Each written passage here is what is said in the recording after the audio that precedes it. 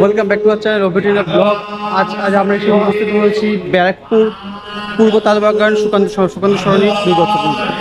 সুকান্ত সরণি তাদের আজকে দুর্গাপুজোর শুভ সূচনা করতে চলেছে।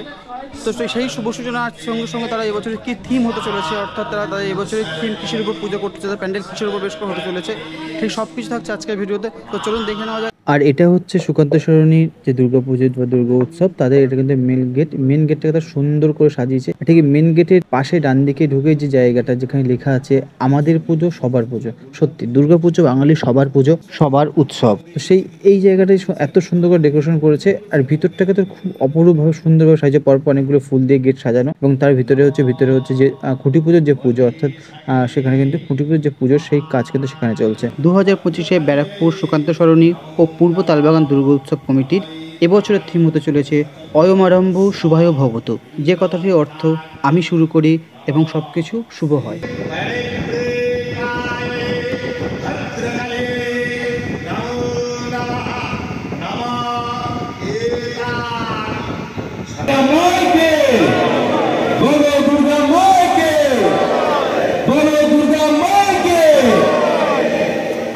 ভাইদের বলবো হাতিতে বাজানোর জন্য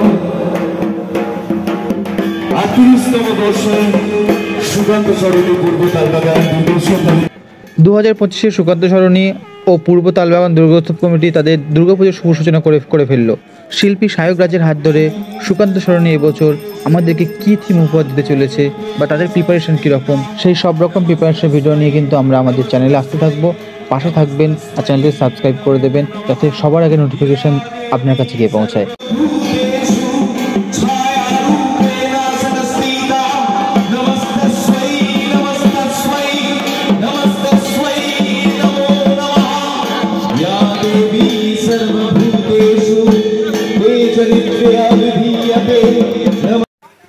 তো 2025-এ সুকান্ত সরণি তাদের এবছর দুর্গাপুজোর শুভ সূচনা করে ফেললো সায়ক রাজের সাথে।